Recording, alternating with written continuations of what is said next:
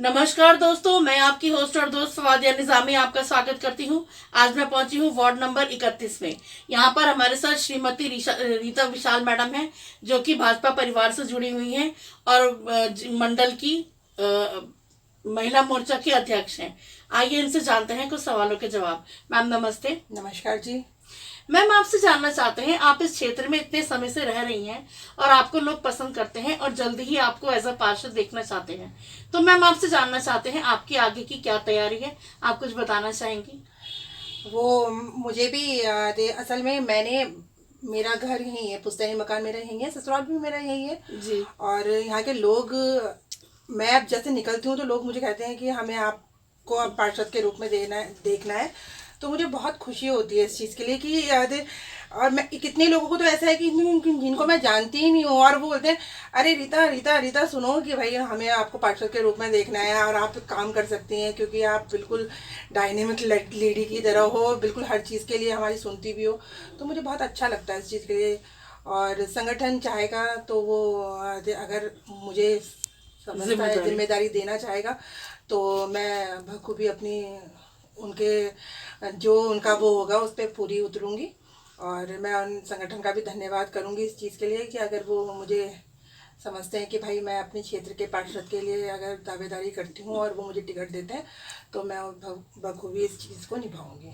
सही बात है। मैम आपसे एक बात जानना चाहते हैं, अब से 2 साल पहले जैसे कोरोना का माहौल चल रहा था, हर इंसान किसी न किसी दुख तकलीफ से परेशान था, तो मैम आपसे जानना चाहेंगे आपने उस टाइम पर किस तरह से लोगों की हेल्प करी, आप कुछ बताना चाहेंगी?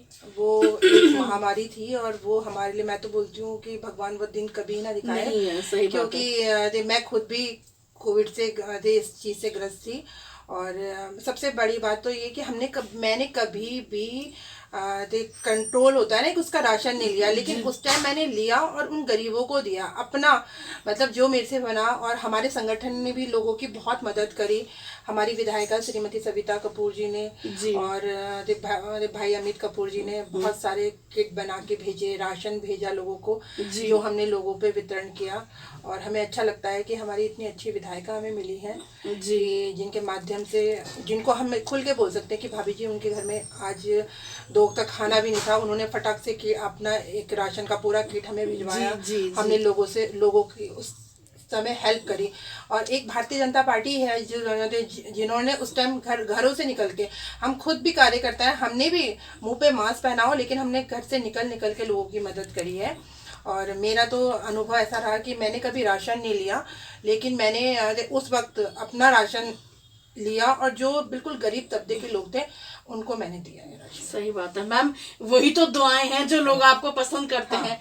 मैम आपसे एक बात जानना चाहते हैं, जैसे हमारे बहुत से युवा बच्चे अब 18 पूरा करके पहली बार वोट डालेंगे, तो मैम आप हमारे चैनल के माध्यम से उन बच्चों को कुछ कहना चाहेंगी कि उनको किस चीज में ध्यान में रखकर वोट करना चाहिए? उनके सुंदर भविष्य की कल्पना करूंगी मैं। और आपके चैनल के माध्यम से ये कहना चाहूँगी कि भाई जो मतलब उनको लगता है कि भाई जो कर्मठ कार्यकर्ता हैं, जो मतलब इस देश को अच्छी तरीके से ढंग से चला सकते हैं, युवा को सुन सकते हैं, उनको वोट करें वो। और आगे चल के, और मैं तो, मुझे जहाँ तक मेरा अनुभव है कि आजकल के युवा तो मोदी जी को ही देखना चाहेंगे। और मैं भी चाहती हूँ कि भाई वो मोदी जी को सपोर्ट करें वो, और भारतीय जनता पार्टी को सपोर्ट करें।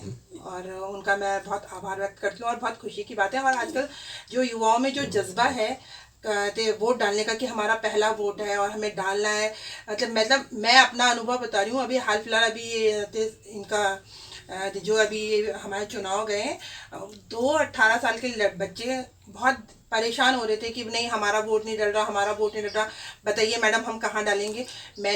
वो तो भारतीय जनता पार्टी ने हमें एक ऐप डाउनलोड करवाई थी और उस ऐप के माध्यम से हमें पता चला उनका कौलागढ़ क्षेत्र वालों का आया हुआ था बल्लूपुर।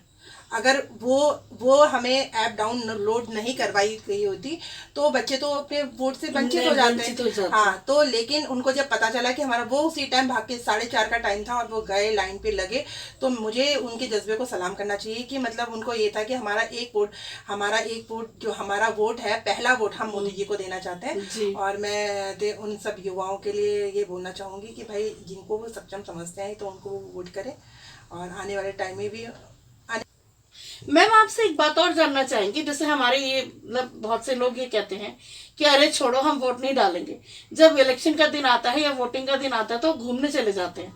तो मैम आप उन लोगों को कुछ कहना चाहेंगी? उन लोगों से तो मैं बहुत ही ज़्यादा, मतलब क्या बोले, मतलब हमारे जो प्रधानमंत्री जी भी कहते हैं कि एक एक वोट कीमती है, और वो लोग कैसे घर से निकल जाते हैं। मैं तो वही कह रही हूँ कि मतलब ना, छुट्टी का दिन है, फ्राइडे है, उस दिन वोटिंग है, तो वो सोचते हैं छुट्टी है तो चलो छुट्टी अब हम संडे को वापस आएंगे। लेकिन मैं उन लोगों से बोलना चाहूँगी कि एक एक वोट कीमती है। जैसा कि अभी आने ये जो गया चुनाव, उसमें देखा कि हमारे कितने कम प्रतिशत वोट डले हैं। और मैं आने वाले टाइम में लोगों को यही कहूँगी कि भाई एक एक वोट कीमती है आपका, और आप अपने वोट के एक महत्व को समझिए कि भाई हमारा वोट कितने, क्योंकि एक वोट से ही हार जीत का फैसला हो जाता है। इसलिए अपना वोट देना चाहिए। और हाँ, तो ये सोचना चाहिए कि मतलब हम एक भारत के नागरिक हैं और हमारा ये कर्तव्य बनता है, क्योंकि चुनाव ऐसा तो नहीं कि हर साल आ रहा है। 5 साल में भाई अगर अपना एक दिन का समय, अगर वो 1 घंटे 1.5 घंटे का समय भी दे देते हैं, तो वो ये सोचना चाहिए कि देश के लिए हमने कुछ किया है। जी मैम, आपने बहुत अच्छी बात बोली। मैम आपसे एक सवाल और पूछना चाहेंगे, जैसे एक चीज हमारी देहरादून में बहुत ज्यादा सामने आ रही है कि हमारे युवा बच्चे या युवा दोस्त बेरोजगारी कह लीजिए या कोई अन्य कारण नशे की तरफ चले गए हैं, और देहरादून में तो ये चीज दिन प्रतिदिन बढ़ती ही जा रही है। तो मैम आप हमारे चैनल के माध्यम से उन युवाओं को या उनके माता पिता को कुछ कहना चाहेंगे? मैं उनको यही कहना चाहूँगी, माता पिता को जिनके बच्चे इस तरीके से नशे की लत में, और वो क्यों गए हैं नशे की लत में, उनको थोड़ा सा अपना टाइम देना चाहिए। हम राजनीतिक क्षेत्र में हैं, हमें हर चीज़ में, मतलब हमें हर घंटे में निकलना पड़ेगा, कब हमारा फ़ोन आ गया हमें, लेकिन हम तभी भी अपने बच्चों को टाइम देते हैं। उनके पसंद है, लेकिन मैं चाहती हूँ कि वो अपने बच्चों के साथ निकले और उनके लाइफस्टाइल को देखें, उनके दोस्तों से बातचीत करें, बच्चे को अकेला ज़्यादा फ्रीडम ना दें। और आजकल के बच्चे, क्योंकि मैं खुद सुबह मैं वॉक निकलती हूँ, तो मुझे देख के बड़ी एक आश्चर्य होता है कि जब बच्चे बिल्कुल नशे के, और वो कहाँ के बच्चे हैं जिनके माँ बाप ने यहाँ पढ़ाई के लिए भेजा है, और वो बच्चे इस तरीके से सुबह सुबह 6 बजे नशे की हालत में जब घूमते हैं, तो मुझे बहुत दुख होता है। और मैं उनसे रुक के बात करती हूँ, और लड़कियों से, लड़के तो चलो भाग जाते हैं बाइक, लेकिन लड़कियों से बात करती हूँ कि बेटा आप कहाँ के हो, कहाँ, तो बिल्कुल नशे की हालत में इस तरीके से बोलते हैं कि हमें पता नहीं है, हम पढ़ने के लिए आ रखे हैं और हमने ये नशा किया। तो मुझे बहुत दुख होता है। मेरा माँ बाप किस उससे भेजते हैं, सही बात है, बच्चे उसको गलत, हाँ उसका गलत वो निकालते हैं। तो मुझे ये कहना है उन माँ बापों को भी कि बच्चों को थोड़ा अपना टाइम देना चाहिए, उन्हें समझने की कोशिश करनी चाहिए। हर वक्त बच्चा ही ना समझे अपने माँ बाप को, माँ बाप को भी अपने बच्चे को समझने की पूरी कोशिश करनी चाहिए। तो मैं आने वाले युवाओं को यही बोलना चाहूँगी कि भाई इन सब ये चीज़ों के लिए तो बिल्कुल भी अपने लिए बिल्कुल समय ही ना निकाले ये नशे के लिए, बल्कि अपने पढ़ाई में, अपने स्पोर्ट्स में, अपने माँ बाप के साथ थोड़ा समय स्पेंड करिए। माँ बाप को चाहिए कि बच्चों के साथ थोड़ा सा अपना वो करे। तो बस मैं उनके लिए यही बोलना चाहूँगी कि मतलब अपना समय बच्चों को चाहिए। सही बात है। मैम आपसे एक सवाल और पूछना चाहूंगी, जैसे कि अभी हाल ही में देहरादून में हमने ये चीज बहुत महसूस करी कि एकदम से वातावरण में एकदम चेंज आया और बहुत ज्यादा लोग परेशान रहे इस बार। इसीलिए भाजपा में एक टैगलाइन भी चल रही है कि एक वृक्ष अपने माँ के नाम से लगाएं। तो मैम आप हमारे चैनल के माध्यम से उस पर कुछ कहना चाहेंगे? मोदी जी ने बहुत अच्छा एक निकाला है कि भाई एक वृक्ष अपने माँ के नाम, क्योंकि मुझे लगता है कि माँ से तो हर कोई प्यार करता है। और उनका भी एक, उन्होंने बहुत सोच समझ के ये चीज़ निकाली होगी कि भाई अगर माँ के नाम में एक पेड़ बोलेंगे तो हर कोई बोएगा, क्योंकि माँ से तो हर कोई प्यार करता है। और मुझे बहुत अच्छा लगा।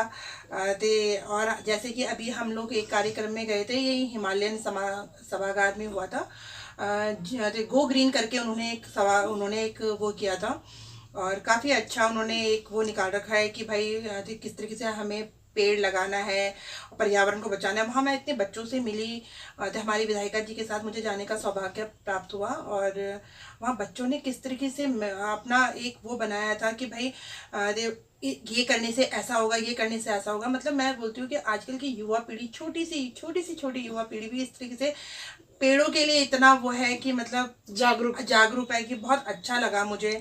और मैं आपके चैनल के माध्यम से यही बोलूँगी कि माँ के नाम पे तो लगाया है, लेकिन उस पेड़ की देखभाल करने की भी जिम्मेदारी, सही बात है, सबने माँ की देखभाल, हाँ देखभाल करने की भी जिम्मेदारी उनकी, क्योंकि मुझे नहीं लगता कि एक पेड़ लगा दिया और फिर उसके बाद उनको देखा ही नहीं है।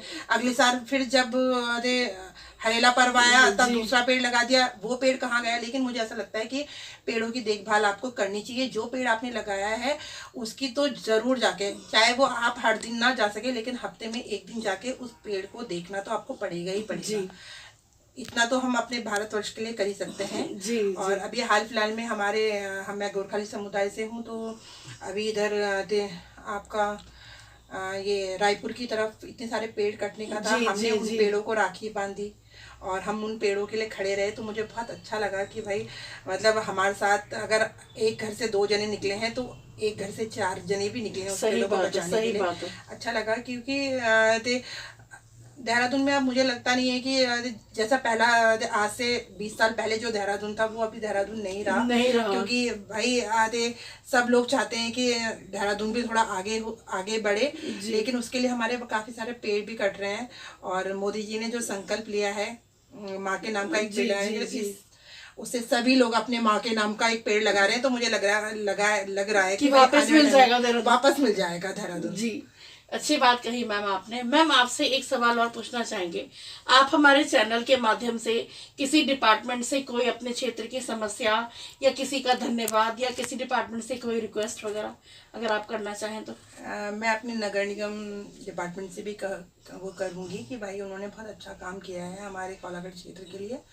और PWD का भी बहुत वो रहा, उन्होंने हमें इतनी अच्छी सड़कें, जो हमारी सड़कें खराब हो रही जी, थी जी। वो भी उन्होंने पूरी करी।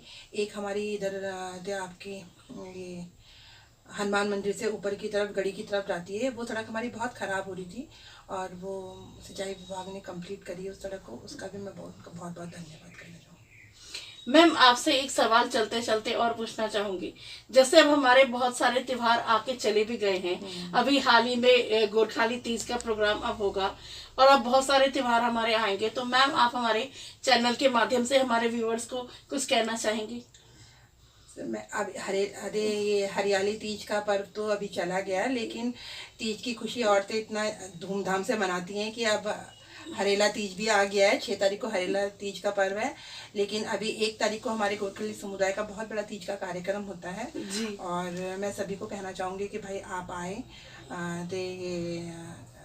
गढ़ी की तरफ और महेंद्र ग्राउंड पे और उसका लुत्फ उठाए तीज का। और आपके माध्यम से यही कहूँगी सबको तीज की बहुत बहुत बधाई हो। और जिस तरीके से आने वाले बहुत सारे त्योहार हैं, सबकी मैं बधाई देना चाहूँगी। जन्माष्टमी अभी निकली है, उसकी भी आप लोग को बधाई और तीज की भी बहुत बहुत बधाई है। Thank you ma'am. मैम आपका बहुत बहुत धन्यवाद, आपने मानव चेतना टीम को अपना कीमती समय दिया, इसके लिए धन्यवाद। धन्यवाद जी, आपका बहुत बहुत धन्यवाद कि आपने मुझे इतना कीमती समय दिया अपना। नहीं मैम, थैंक यू मैम। धन्यवाद जी। Thank you. दोस्तों अभी आपने मैम की बातों को सुना। मैं यहाँ के क्षेत्र की जनता से यही अपील करूंगी कि जैसा प्यार आपने अभी तक मैडम के साथ बनाए रखा, इसी प्यार को आगे भी जारी रखें। और मैडम को अगर पार्टी द्वारा पार्षद के लिए टिकट दिया जाता है तो भारी संख्या में भारी मतों के साथ मैडम को विजयी बनाएं। इनकी सोच अच्छी है, ये युवाओं को, मातृशक्ति को और अपने वार्ड को आगे देखना चाहती हैं। इसी के साथ फिर मुझे दीजिए इजाजत। मैं फवादिया निजामी अपने सहयोगी अजय कुमार जी के साथ मानव चेतना न्यूज देहरादून। बने रहे मानव चेतना के साथ, ज्यादा से ज्यादा लाइक और सब्सक्राइब करें। फिर किसी नई शख्सियत के साथ आपकी कराएंगे मुलाकात। तब तक के लिए अलविदा।